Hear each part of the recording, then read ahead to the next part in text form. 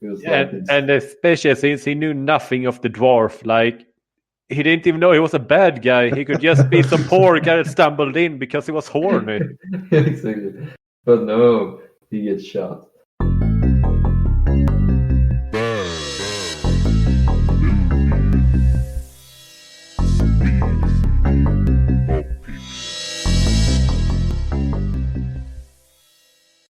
Hi and welcome to a new episode of Bad Movies and Swedish Opinions.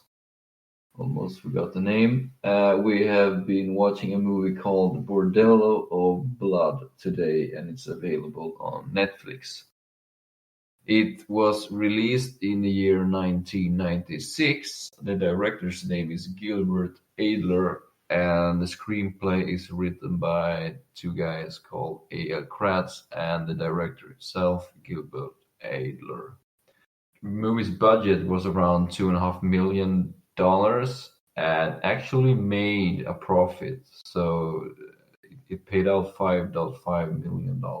So their investment paid off with this, what should I say, interesting movie. What did you think about the movie, if you start, Ruben?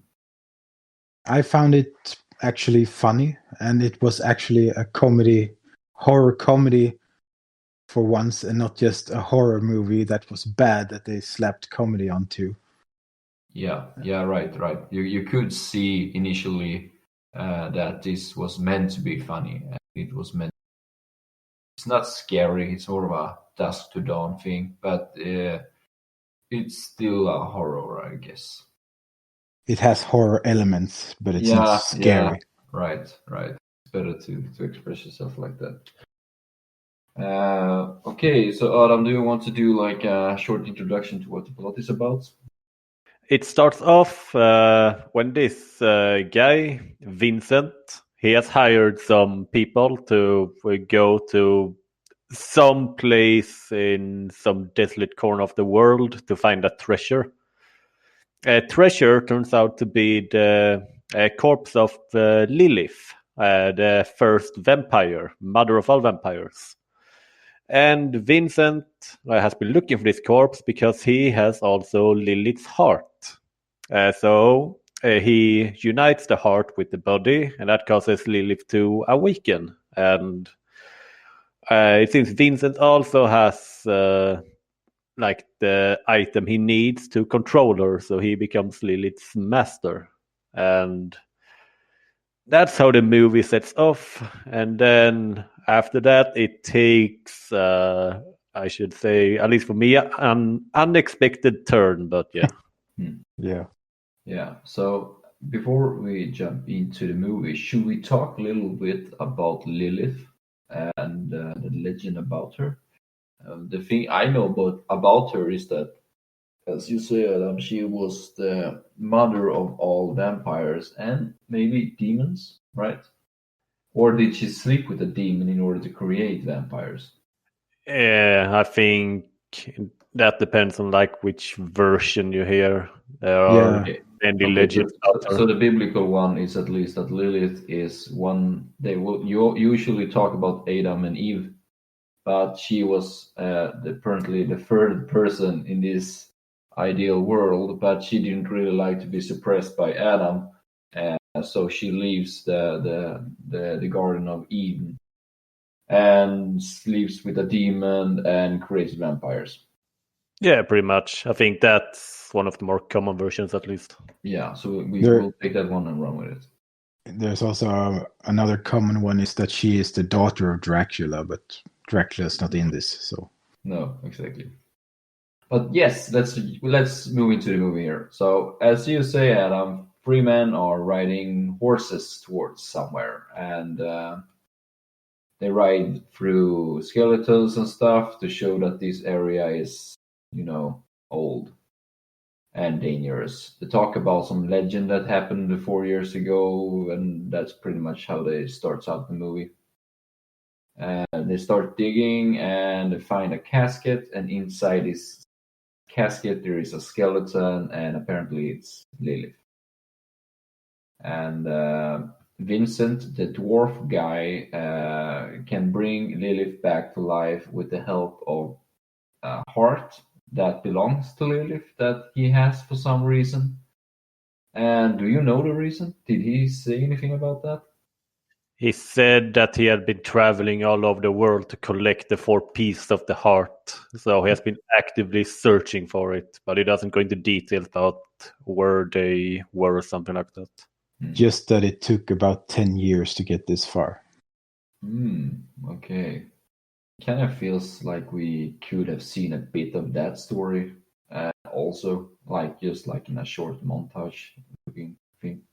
New movie, Bordello of Blood, the prequel. Yeah, right. We could open up for that. Anywho, he activates the heart, it starts beating, and he puts it inside her, and it grows into the skeleton, and then the heart stops beating.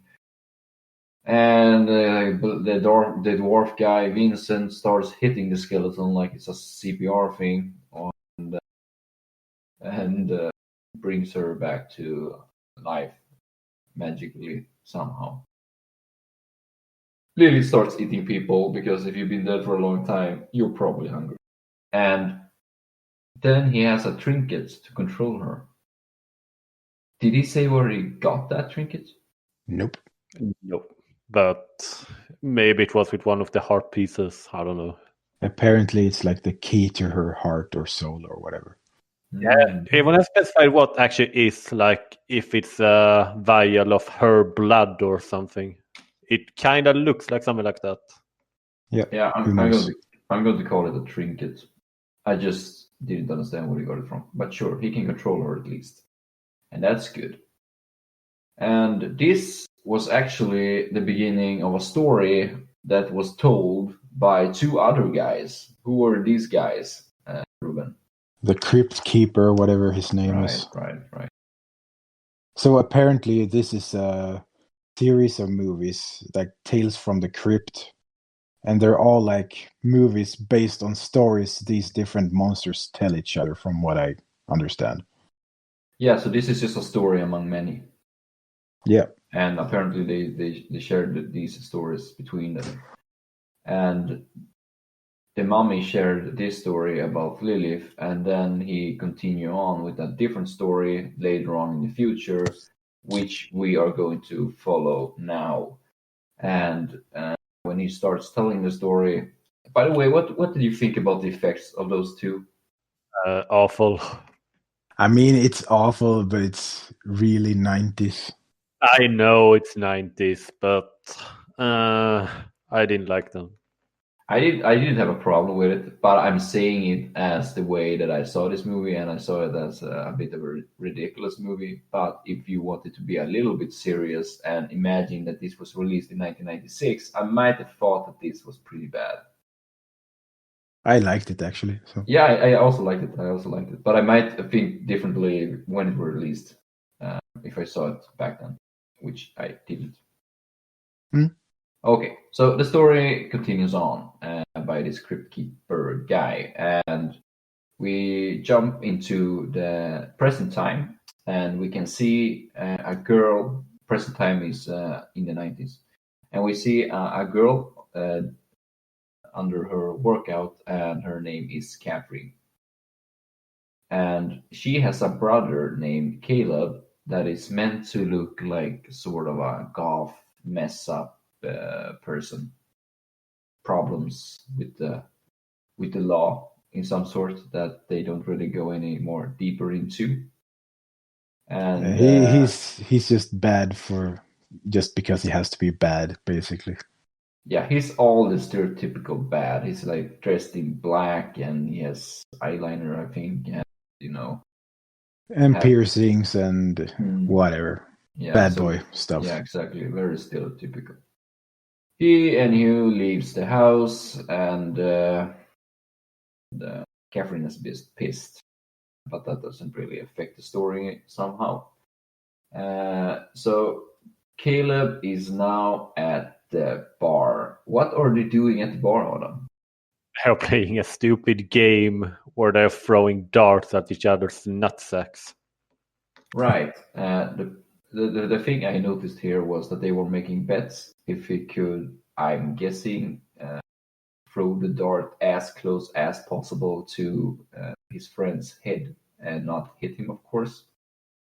And then they make another bet that he could hit him in the groin. The thing here I thought about was that the money seemed to go to the person throwing the darts instead of the guy getting hit by the darts, which I thought was a little bit messed up because, I mean, if I'm going to get hit in the nuts by a dart, I also want some money to that. But that's just me. Anywho, I never got this. How old are they supposed to be? I don't know, early 20s maybe. Yeah, I would say like 20-ish. Yeah, they look like they're around 30s at least, but they seem to be virgins. Quite desperate virgins too.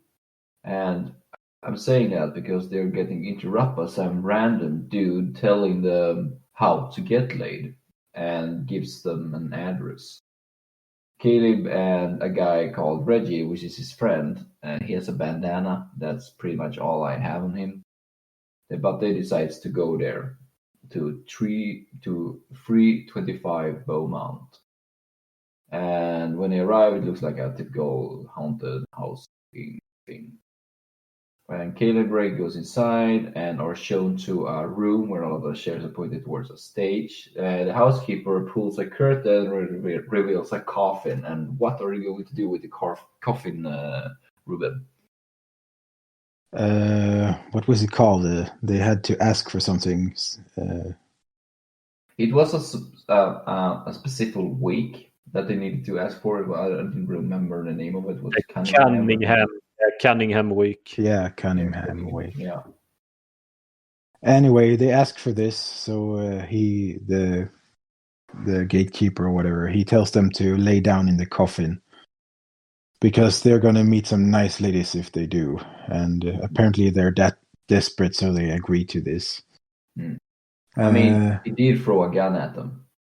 I guess so, but yeah, but let's consider this for a moment. Say that the three of us, we were really horny and we decided to actually go to this place and we would knock on this door and this guy would open it. Would we actually enter the house? Didn't this seem like extremely, extremely shady? Yeah. I mean, they did walk away first too, but they were convinced to go back. They were too horny. They were like very horny, Adam. You need to respect that. Horny virgins. Anywho, they go inside the coffin. He pulls the lever. Yeah, and they kind of slide down into the brothel room, the Bordello of blood. Yeah, it's a huge room with lots of chicks and. But one thing I noticed was that the housekeeper who is threatening them with the gun is actually using a Luger, which was a German gun during the Second World War. I think they used that to show that he's been alive for a very long time. Perhaps. And also German. Or he's just old. Or it's just convenient. They found a prop and they just decided to use it. Sure. Anywho, so they get sent down there. What happens in that place, Adam? For starters, we get shown a lot of tits here. Yeah. Looks fake, all of them. Yeah, but let's not look the gift horse in the mouth, okay? Yeah, sure. Okay, so the two of them end up here in this like actual brothel area, and girls arrive and like take them away so they can get some privacy, one on each end. And then once these girls have warmed them up a bit, as they say, the owner arrives to take care of them, and that's Lilith. So it turns out that she's the owner of this brothel, and she pretty much just murders both of them. Yeah. With awesome effects. Yeah. Yes. The effects are key in this movie. It's really the essence of effects, really. A detail here was that it's super obvious, but when they were kissing, they were showing off her too, that she's been bitten by a vampire, so that we were surprised, I think, that she was a vampire that he's kissing. Were you surprised? Oh yeah. Really? Good, then it worked. Lilith also makes bad sex jokes.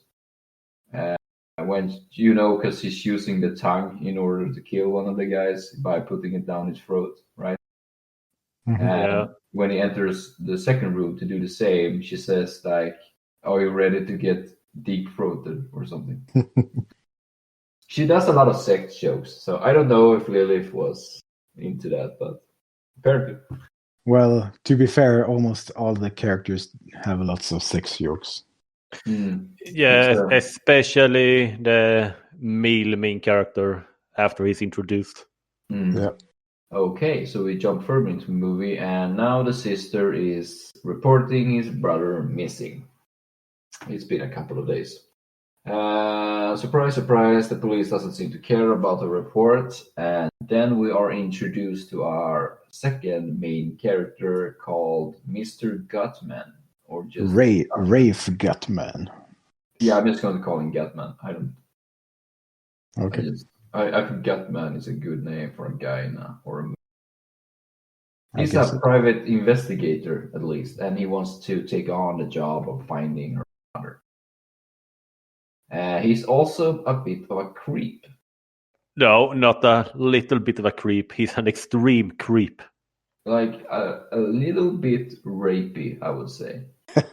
Yeah, I thought that she is incredibly brave to just walk with him up to his shady office. Exactly. Well, either it's him who tries to do something, or it's the cops that doesn't do anything. So She's stuck between a rock and a hard place. his hard place. Yeah, exactly. It's just he doesn't do a great job of selling himself as a competent and talented investigator. He just comes off as like a deadbeat. Do you know which actor I was just thinking about all the time when I saw him, Mr. Gutman? Who? No. Charlie Day. I guess so. No. I thought they were like super alike, both personality and how they looked. Like Not voice acting, or not their voices though. no, not the voicing, but the way they were acting, and being like a little bit like forward and stuff, and also the appearance. But you apparently doesn't agree. So Gutman starts his investigation by interrogating Caleb's friends. He's after some bad pool table play. He finds out that they went to a whorehouse, as they put it. It's not my words, it's their words. And Gutman drives to the house, and there seems to be a wake going on. Gutman sits down next to the weird guy that told the gang at the bar to go to the 325 Bowman to begin with. You can also see in this scene that the creepy guy, he's the guy who told Caleb to go to the Beaumont house. He's using sunblock, and I think here it's pretty obvious that he's a vampire. And I don't know if it's supposed to be a twist later on, but they reveal it in a weird way. Yeah, that guy was just extreme. So yeah, I didn't like his character at all. I No. probably would have gone a different way there. But he was a bit too much. yeah, exactly. They were really overdoing him. Like they could have just chilled a bit. Used maybe a more of a. I mean, I haven't seen many vampire series. Like I'm thinking about True Blood and all that, but I'm just thinking that maybe have like a shield character who seems more likely to convince people to go to a house more than a crazy person screaming in someone's eye, "You want to get laid?" And I mean, you would just tell him to go fuck himself and just walk off. I mean, I don't know about you, but I really like that character because he was so over the top. Yeah, I didn't like him at all. I didn't like. He had his charm, but he was a bit too much. But I guess it works. So we jump to a different location now, because the scene ends by just showing that creepy guy do sunblock, and so Gutman is just looking at the wake, and the scene ends there. So I don't know if it was some sort of investigation that he was doing there to see what they were doing. So when we jump to this different location, we arrive to a church, I think, and there is a guy preaching about, I don't really know, the second coming, whatever, something biblical, something typical American church style. It's very loud, very very much personality in these things. But Catherine seems to be working there, and for some reason, Gutman knows that, and he shows up. How did he know that? He's stalking her. I Yeah. don't know. I was thinking exactly. I was about to say that, but that's good that you said it. So about this being the creepy guy. The funny thing about this place is that the dwarf also seems to be working here. And which dwarf am I talking about? We've only been talking about one dwarf, but Ruben, please continue. Which dwarf is it? It's Vincent. It's Vincent from the first story that the gatekeepers told about. And so we're just guessing here, because he's looking the same, that he is not aging since that day, right?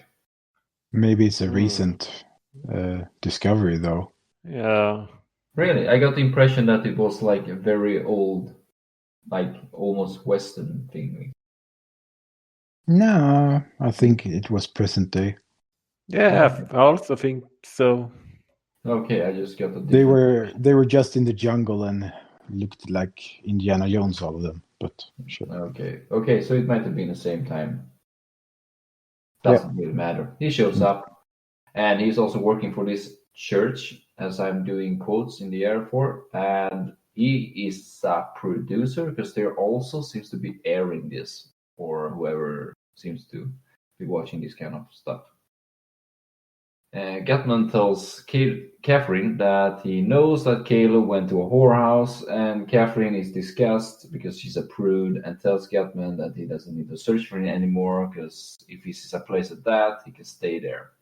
Which I thought was very odd, because he's been missing for days. And as you said, Adam, he is super horny, but does people exist who is that horny that you stay for a whorehouse for many, many days?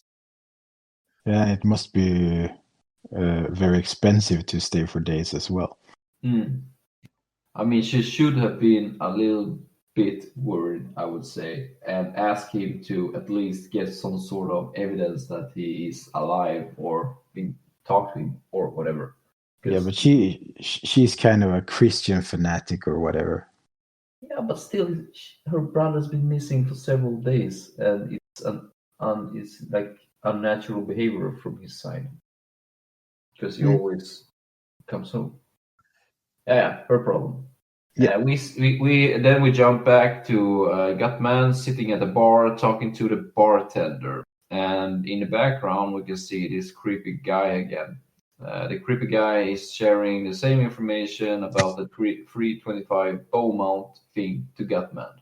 We are now at the Beaumont place again, and sees the housekeeper. He's talking to dead bodies and playing with them, and he then cuts them open with a knife. This housekeeper seems to be a very special lad, don't you think, Adam? I think he's very talented, at least. He is super creepy. There are a lot of people who is creepy in this movie. What is he doing with the bodies, Ruben?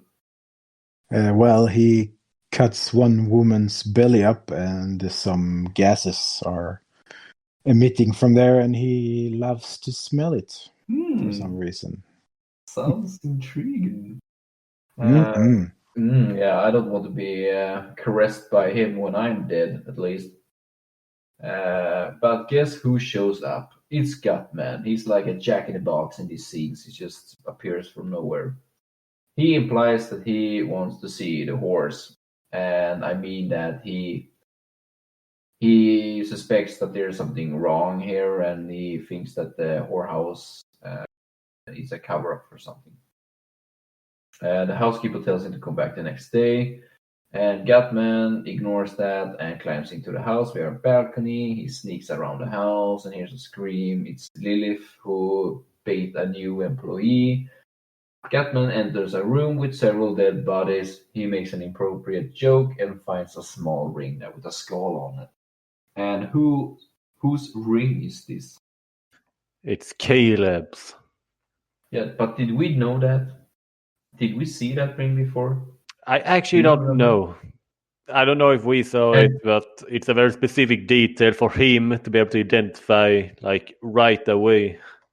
Because he only had a photo, and Catherine didn't really talk much about his appearance, No. besides the photo. And I'm pretty sure that the ring wasn't visible.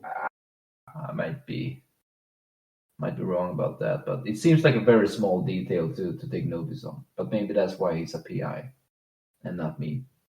Yeah, but I don't know how many PIs that would risk expose themselves by talking to corpses while they're sneaking around. Good point. And now we are back at Catherine's work again, and Gutman shows up. I hate to say that, but he does that a lot. And he wants to tell her about his newfound clues. And when he shows her the ring, they kind of agree that they should go to the police. And the thing here is that when they are talking about going to the police, she's not that very convinced until he shows her the ring. So now she might suspect that something is wrong. But to be fair, if you found he's not sharing the essential information here. He says that here's a ring that I found in a room, but he doesn't really specify that he found the ring in a room filled with dead bodies. Did he? Nope. No. No, it kind of feels like he should have shared with her that, because that kind of makes the whole thing worse, since it laid next to a body, which I would have suspected being Caleb. But he doesn't even check that. We are now at the Beaumont place again, and the Gutman faces the creepy man again, but the housekeeper only has room for one guest at night. And of course, Gutman gets it because, well, I don't think he wants to let that creepy guy in, who, for all that we know, is already a zombie or a vampire. And now, of course, the housekeeper wants Gutman to go inside the coffin like Cabot and Reggie did, and for some reason, Gutman has no problem with that at all. I mean, he does that a little bit too easy, don't you think, Ruben? I guess so. Maybe they just want to move the story along. Yeah, but would you really jump into a coffin like that? No, it's a bit weird, but It's a very special kind of roleplay. yeah. Yeah, I mean, He seems to be into it.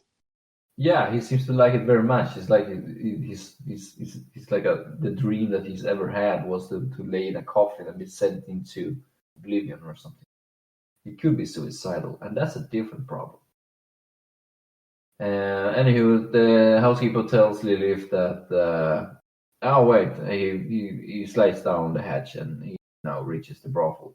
At the same time, the housekeeper tells Lilith that there's a problem upstairs, and it's the creepy guy who wants to get in, as we said before. And Lilith pays her respect by rip his head off and makes a sex joke about her liking men giving head. So now the creepy guy is dead. I bet that made you happy. I mean, I was a bit happy about that, yes, because I didn't think that he was really adding to the story more than just giving out addresses to people, which I think that someone else could have done. Maybe a beautiful girl or something, not a creepy old man, hickey redneck. Well, now Gutman is down at the dungeon. I mean the brothel. But he is getting invited to a dungeon by a very beautiful girl set from the 90s. And she tries to seduce him, but What happens, Adam? Well, he kind of turns the tables on her and talks his way out of it, and he ends up strapping her to like a bench instead. Mhm. And then he escapes, and then he goes back to the entrance and he takes a drink, throws it into the fireplace, put the fire out, and then he crawls out the way he came in through the with the coffin. I thought that was strange. I thought that was very strange also. Yeah. And like no one bats an eye when he does it. Yeah, I mean, it's super strange. It's like, and also there seems to be fire going on there all the time. Yeah, it's shown that there's fire in the middle, but no, he just crawls through that. Well, he's the Thick-skinned. Gutman. Yeah, exactly. He's Gutman, and he's the toughest PI there is. Back at Gutman's office, he wants to grab a gun for obvious reason because he has seen stuff that he doesn't really want to see, and he's convinced that something bad is going on. But from nowhere, Lilith shows up, and how did she know that he was, well, at that address? What do you think, Ruben? I have the answer. Supernatural powers. No, actually, he drops his wallet. Yeah, Right. I forgot about that. Yeah, so it actually, in a way, actually makes sense for her to be able to find him. I mean, he could have been anywhere, but I mean, it's fine, I would say, the way that they choose to do this.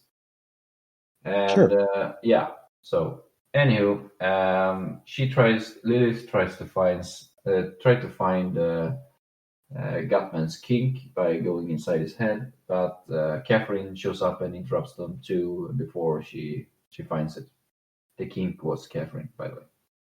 I think they go to the police now, and the police tell Catherine that, I mean, there's a lot of stuff going on here, and they are focusing on totally different things. But at least but the police tells Catherine that Gutman doesn't really have a PI license. I don't really think that even matters in this case, but the police and they try to convince, and they manage to convince the police at least to go with them to this house.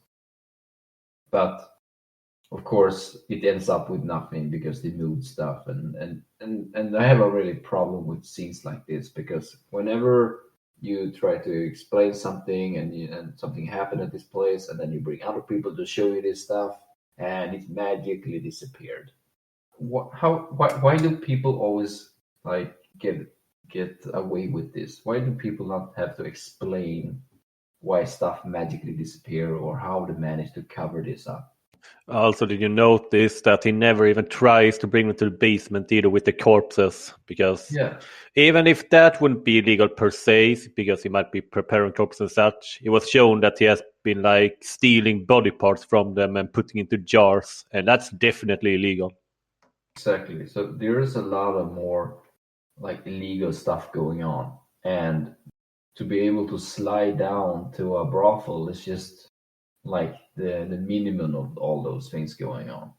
But you know, he's a PI that only cares about Caleb, so I guess the other things doesn't really matter. The dwarf and Lilith sees them at the house and now decides that they need to go. So they talk about the future and they talk about weird stuff about selling cars and whatnot. And I didn't really get that. But the dwarf goes to Catherine's workplace or his own workplace and talks to the preacher about getting more. What? I don't really know what they're talking about here, but he wants to get more money or something. Do you remember what stuff was going on here? Yeah, that's pretty much it. That Vincent wanted a bigger cut of the money that they're making from all this business, apparently. I still thought it was weird. The preacher brings out the trinket and gives it to the dwarf, right? Because for some reason the preacher has the trinket that controls Lilith locked into a safe. Yeah. Is he the only person in the world who has a safe? Is that why he has it? Why did he have it? I guess Vincent gave it to him because he is Vincent's boss, I guess. So technically he owns it, so that's why it's in his safe. Yeah, the most plausible theory I have is that Vincent is indeed a Christian and he was part of this church. So, yeah, the preacher sees both. So he recovered Lilith and then gave the vial to the preacher. So, he could use her powers to do good for the world or something.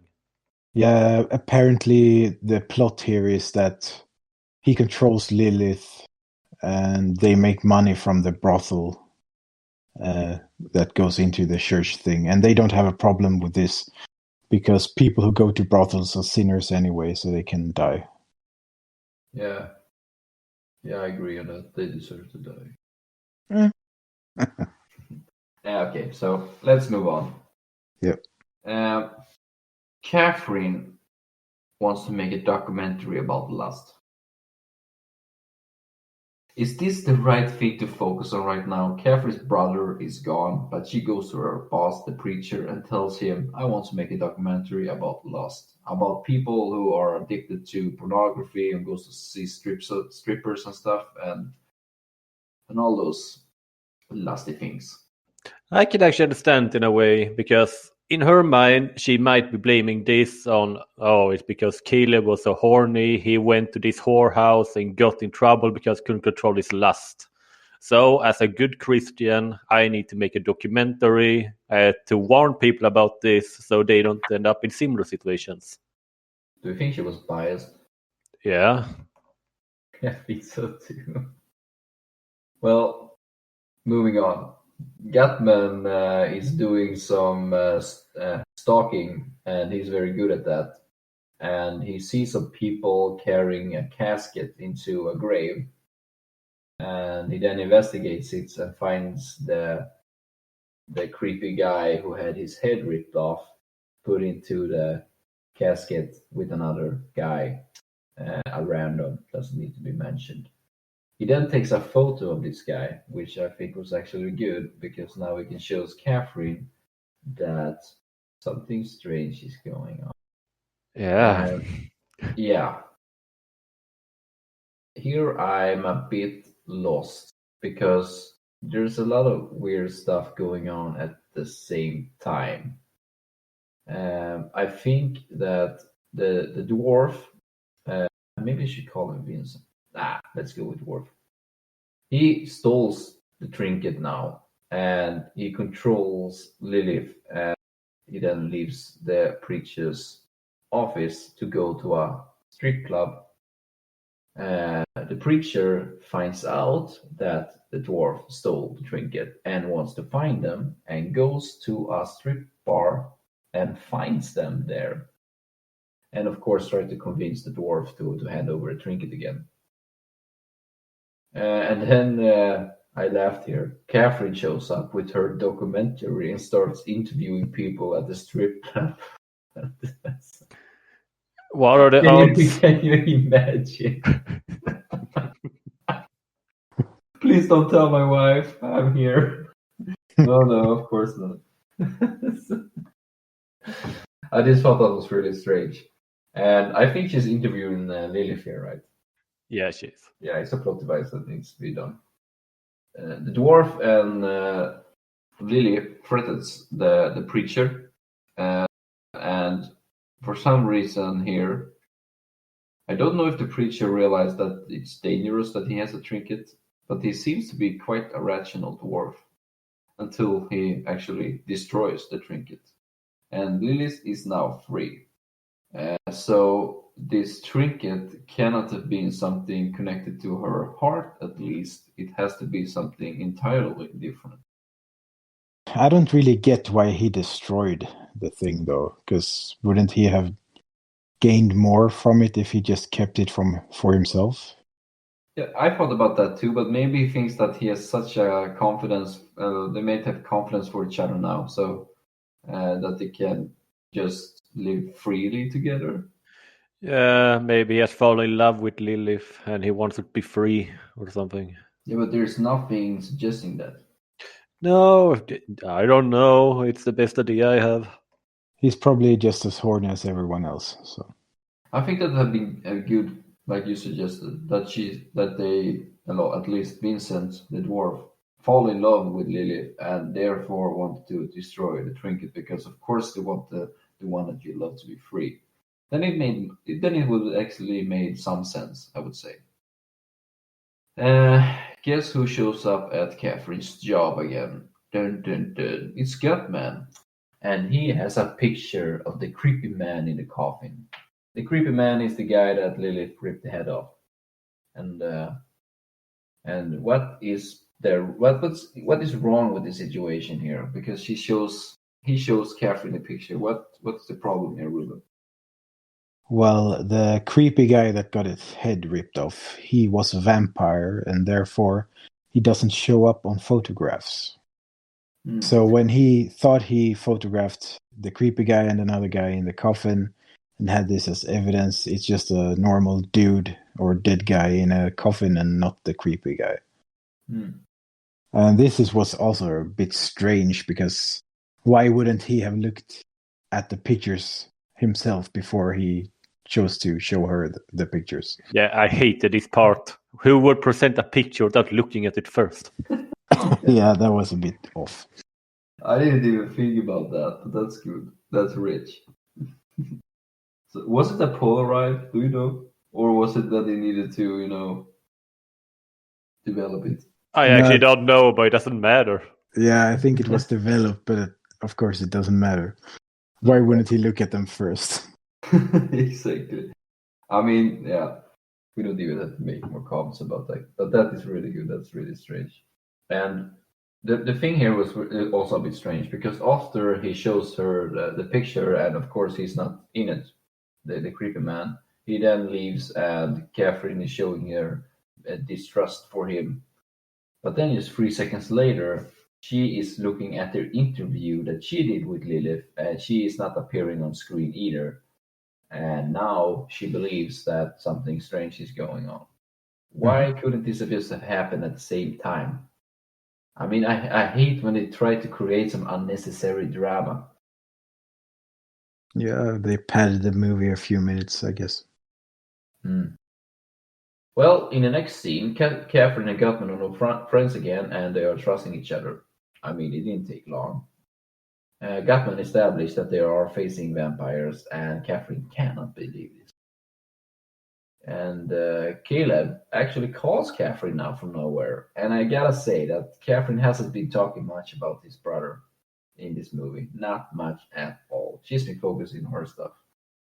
Caleb tells them to come to a abandoned warehouse or something. And when they go there, they try to find him. And they did find him, didn't they, Adam? Yep, they sure did. And it was a very tearful reunion. It was very tearful, and he was very unconscious. Yeah, and the plot twist is that Caleb is now a vampire. Yeah, I don't think it was a twist for anyone. I think everybody suspected that. Yeah. What do you mean? Just because we saw him die and now he's suddenly here? Yeah, exactly. Maybe it would make some sort of magical jump away or something. Yeah. No, we actually saw him die. No problem. When they realize, or at least Gutman realized that he's a vampire, he doesn't really hesitate. He shoots Caleb in the chest several times, and Caleb falls to the floor. I mean, I never had a sibling whom been bitten by a vampire and turned himself into a vampire, but even though I think I would have reacted a little bit if someone shot my sibling, but Catherine doesn't really do so. The only thing that she says is like a gasp or something, and the Gutman says that he's not your brother anymore, and they just get over it. I guess she sees that he isn't dead from the bullets, or from the shots. So. Yeah, I get that, but I mean, in some way he's alive, and he still like had his brother's appearance a bit adjusted, but still it's her brother somewhere, and he's just getting shot from nowhere, and she doesn't even react to it. You mean that logically it makes sense that she runs, but emotionally should have a bit harder time accepting? Yeah, exactly. It should have been some sort of like problem for her, I think. I don't think this movie is as serious as you want it to be. No, I don't want it to be serious. I'm just making comments about the sceneries going on. Yeah, sure. But they're being chased at least, and they try to escape, and they manage to escape. But they kidnap Catherine. Oh no. Now stuff is going fast because after they kidnapped Catherine, Gutman ends up in a hospital and gets into a fight there with a nurse who also is a vampire. He managed to kill her with sunlight and escapes from the hospital and goes to the Beaumont house. But who also shows up at the Beaumont house, Adam? It's the preacher. Yes, and apparently he's the good guy. And also Al Qaeda. Yeah, because he came with bombs strapped to his chest. Exactly. He was prepared to blow the shit up. Yeah, exactly. And there should be a sex joke there, but they missed it. You want to blow us up? Maybe we could blow you. No, please. This movie doesn't need any more bad sixpence. I mean, that's Lily's thing. She should have done that. I don't think she hears it though. No, she wasn't there, so. At the same time as the preacher and Gutman are joining forces, Lilith is in the basement groping Catherine in a very inappropriate way and touch her in her thighs and stuff, and says that she wants to. I don't know what she wants to do, but she wants to do something. And all along, her creepy brother is really enjoying this. Yeah, exactly. I mean, that's really strange. But he's not her brother anymore, so now it's okay for him to do so. Yeah, okay, sure. Yeah, exactly. It's all about being vampires. Gutman comes. Oh wait, no, Gutman doesn't really show up yet. I think the preacher approaches first, and then Gutman comes from nowhere and crashes into the house, right? Yeah, Yeah. and he crashes right into the creepy butler. Yeah, and this was really strange because right after he gets out of the car, he just shoots the dwarf and kills him. Like he's just come from nowhere and then just shoot the dwarf, and the dwarf is out of the story. I just thought that was really funny. I really laughed at this scene because he didn't really get a good ending. I thought it was And especially since he knew nothing of the dwarf, like he didn't even know he was a bad guy. He could just be some poor guy that stumbled in because he was horny. Exactly. But no, he gets shot. This PI shouldn't have weapons. But they do have weapons, and they also have different weapons. What kind of different weapons do we have, Ruben? They have water guns, water Filled pistols, with holy water. Yes, holy water. And I thought this was really good. This was actually my favorite scene in the movie. And It's by also far- very convenient that he brought a spare one, so the preacher could have that one. Yeah. Okay. But this is by far the most expensive scene in the movie. I mean, they really put money into the effects here. Then they really go for it. I mean, there is bodies exploding, their faces being burned, and holes in bodies. I mean, it's really a lot of effects going on here, and I thought it was really funny to see how they mixed all this together into one big shootout and killing all of the vampires. And everything all to the soundtrack of Ballroom Blitz.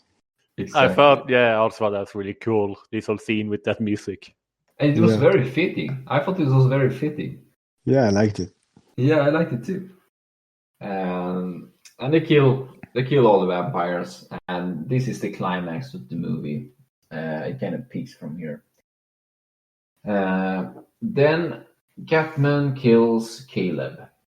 And I have written here good effect, but to be honest, I don't really remember the effect. Oh, was he who was the guy with the hole in the body, by the way? Yeah. Yeah. Blow a hole through his body. Yeah, but that was a good effect. For being 96, I mean. Yeah, so Lilith kills the preacher, and Gutman comes from nowhere and just chop a hole in, chop an axe into to Lilith's shoulder, and she runs off. They manage to find the Catherine, and sadly, the preacher dies. I didn't really care that much, actually. No, me either. Yeah. Gutman and Catherine tries to air something, but the control panel fails. And here is my question: what were they supposed to do? What were they supposed to air, and to whom? Yeah, the only thing I can imagine is that they would reveal this whole thing, that vampires are real, and they ran a brothel here in, I don't know, some backwater town or wherever they are, and Lilith is the leader and everything. Like, let's say they succeeded. Who the hell would believe them? Yeah, and why not just mention it before you do it? I mean, we need to know what the hell is going on. We can't guess. We're guessing now. We're guessing that was they were doing, and I think that's bad. Bad writing. Bad writing, Adam. We don't like that, no. Yeah, exactly. Anywho, the control panel fails because Lilith is messing with it. She then also shows up. Gutman is handcuffed to the bar because Lilith tried to seduce him, but he doesn't really like her for some reason. And she goes down and messing with Catherine, and then he does something unexpected, and I didn't even know why there was a laser there. What were happening, Ruben?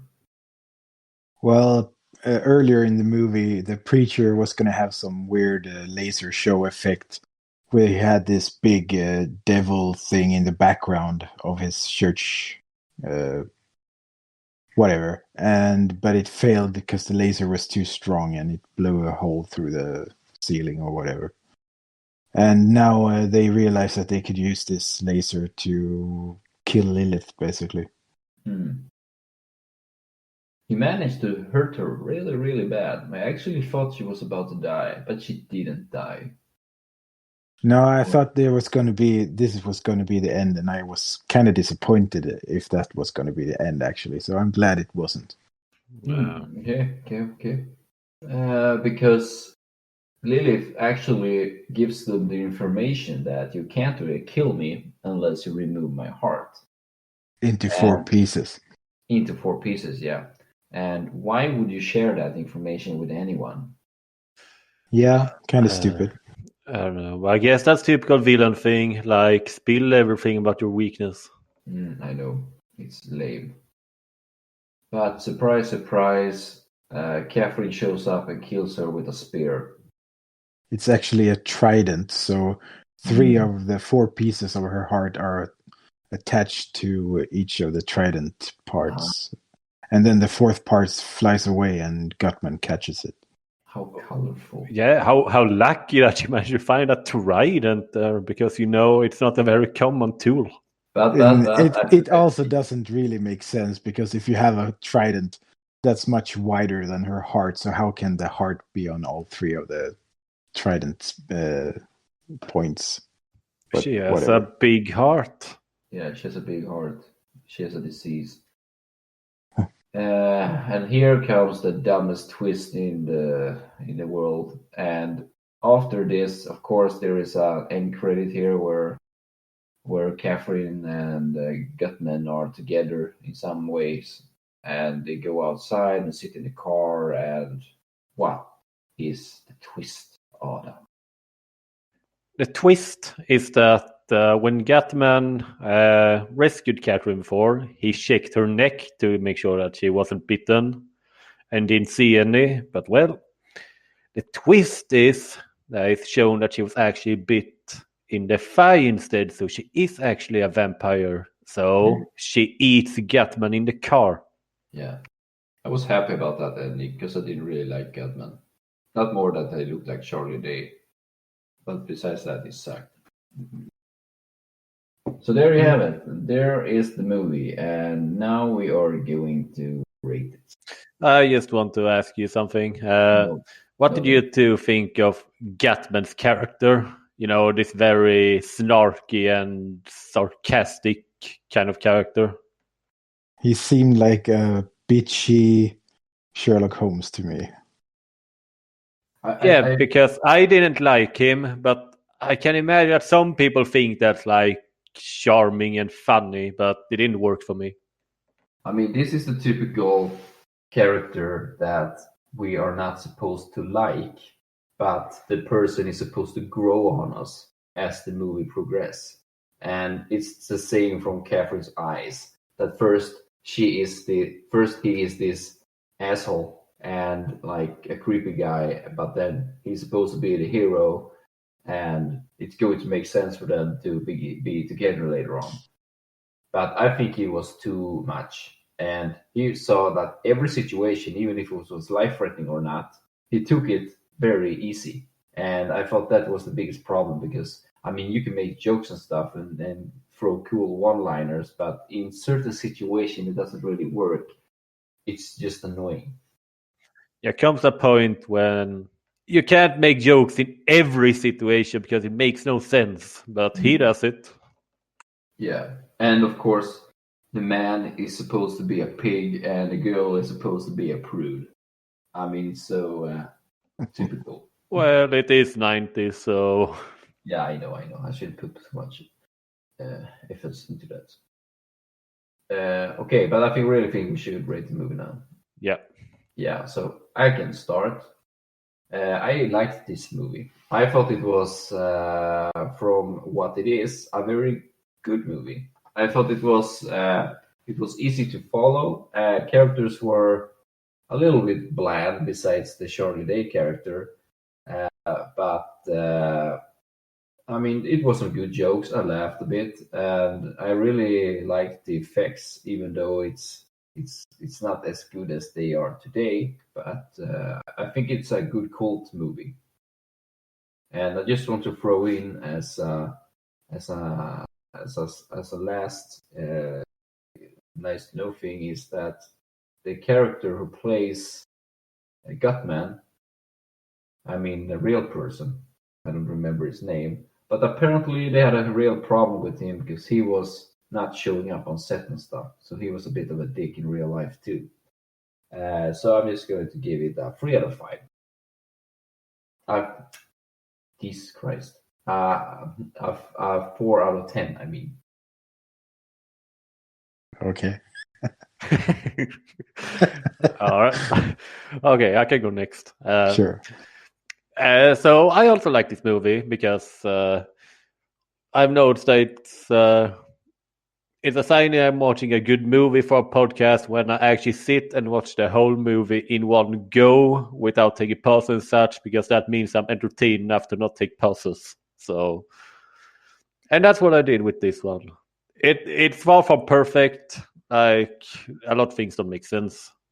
For example, Vincent goes and he manages to awaken the ancient vampire mother Lilith, and then it takes her to open a brothel so they can sell cars and make money on that or whatever. And that's not the first thing I would have in mind if I would awaken the ancient vampire queen, but each to their own. And yeah, good movie. I was entertained. I'll give it 6 out of 10. Okay, I might be controversial here because I actually loved this movie. I had a lot of fun with it. I watched it late last night, so maybe that has something to do with it. I realize now that we talk about it that there were a few things that were a bit off, but I can forgive the movie for that. I was actually really entertained, and I laughed a lot throughout this movie because I actually think it pretty much nailed my humor in some weird way. It kind of reminded me of our D&D sessions for some parts, because it's like, it doesn't take itself too seriously at all, and we just make weird sex jokes, so why not? That is true. This was like one of our D&D campaigns. Yeah, so I was actually really entertained by this. I mean, the 90s effects I really liked, even though they're ugly, I liked them. And of course, I liked the ending actually. That was kind of unexpected for me. And I actually thought it was pretty good because I didn't expect it. Of course, lots of boobs everywhere. That doesn't hurt. So, kind of my movies. I actually gonna give it a 10 out of 10. Oh, the first shit. one. But it seems rational to do so. It's a good movie in comparison to other things we've seen. If you read I mean, it's not the perfect movie, and it has. I think you have to be in the right mindset when you start to watch it, and I just had a good time, I guess. and that's all we want. Which is weird for this podcast. Yeah, because we never have a good time. No. Well, we usually have a good time talking about it, but we usually don't have a good time watching it. Besides the movies, this podcast is pretty fun. Movies are the worst thing about this podcast. That is true. Yes. Yeah. Wait, before we end this, I actually have a few alternative titles if you guys want to hear it. Okay. Oh, yeah, sure. Okay, so the first one is actually pretty bad, but whatever. I just named it Doesn't Suck. So, because it's a vampire movie, I thought it was whatever. The second one was House of Silicon. I also thought about Silicon Valley, but that didn't really work as they're not in a valley, but whatever.